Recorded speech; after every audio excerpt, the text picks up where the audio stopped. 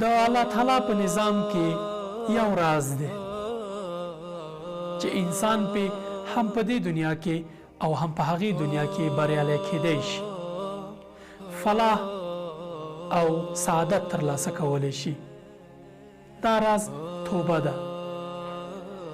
د قرآن کریم په دې آیات کې دلیل دی: وتوبوا الى الله جميعا ايها المؤمنون لعلكم تفلحون. الله تعالی ته توبه وکړئ تاسې ټول ای مؤمنانو، د دې لپاره چې تاسې بریالي شئ، فلاح ترلاسه کړئ. د رسول الله صلی الله علیه وسلم حدیث مبارک دی چې التائب من الذنب کمن لا ذنب له. له ګناه نه توبه ویستونکی داسې دی لکه هیڅ شی ګناه نه یې کړي. خو هغوی چې توبه نه وباسي، ګناه کوي خو توبه نه وباسي او په خپلې ګناه باندې مغرور دوی ظالمان دي. ومن لم یتب فاولئک هم الظالمون. څوک چې توبه نه کوي هغه ظالمان دي. ښه مثال یې د آدم علیه السلام او د ابلیس داستان دی. دواړو تېروتنه وکړه، خو یو پیغمبر شو او بل د الله تعالی دښمن او ظالم. ځکه آدم علیه السلام توبه وویستله او ابلیس په خپلې ګناه باندې تکبر وکړ. آدم علیه السلام عاجزي وکړه، زاري وکړه او الله تعالی ته یې توبه وویستله، خو ابلیس برعکس کبر وکړ او د الله تعالی له دره وشړل شو او تر قیامته به رټل شوی. په یوه حدیث مبارک کې راځي چې الله تعالی د انسان په دوه ولو کې ملایکې مقرر کړي: کراما کاتبین یعلمون ما تفعلون. دغه دوه ملایکې د انسان ټول کړه وړه لیکي.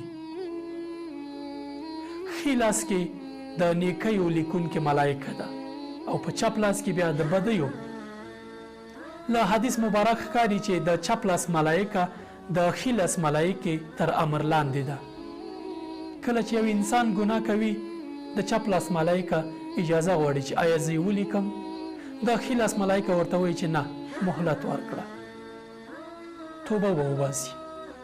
خو کله چې دغه انسان توبه ونه باسي، مازدیګر راشي، ماښام رانږدې شي، ملایکه پوښتنه کوي چې آیا اوس یې ولیکم؟ ورته ویل کېږي چې نه، صبر وکړه، کیدای شي توبه وباسي.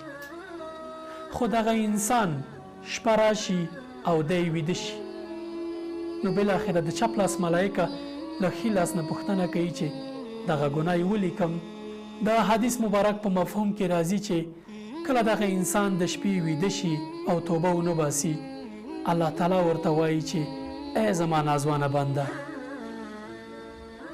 ګناه دې وکړه، ویده شه او حداقل بخښنه دې ونه غوښته.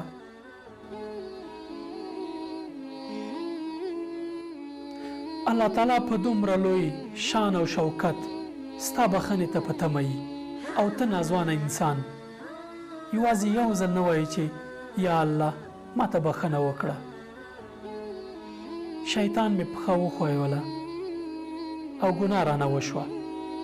یوازې د زړه په پښیماني باندې هم الله تعالی ته بخي. دومره مه بې پروا کېږه، ځکه ستا بریا، ستا فلاح او ستا سعادت په توبه کې نغښتی دی. کله چې ته توبه وباسې،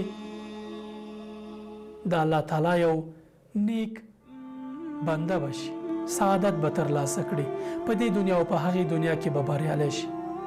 خو که ظلم کوي، توبه نه وباسي او تکبر هم کوي او په خپلې ګناه باندې پښیمانه هم نه یې، نو بیا فکر وکړه چې د شیطان په ډله کې. خو هغو کسانو ته رسول الله صلی الله علیه وسلم جدي خبرداری ورکړی دی چې د دې حدیث مصداق دی. رسول الله صلی الله علیه وسلم وایي زما د امت هر غړي ته بخښنه کیږي، خو مجاهرونو ته بخښنه نه کیږي. اصحابو پوښتنه وکړه چې یا رسول الله دغه مجاهرین څوک دي؟ رسول الله صلی الله علیه وسلم وفرمایل هغه کسان چې ګناه کوي او راځي بیا په خپل ګناه باندې ویاړي او خلکو ته کیسه کوي چې ما خو داسې ګناه وکړه. چې ګناه کوئ پټه یې ساتئ. یوازې به ستاسې او د الله تعالی ترمنځ خبره وي. خلکو ته پرې ځان ښودنه مه کوئ. السلام علیکم ورحمة الله وبرکاته.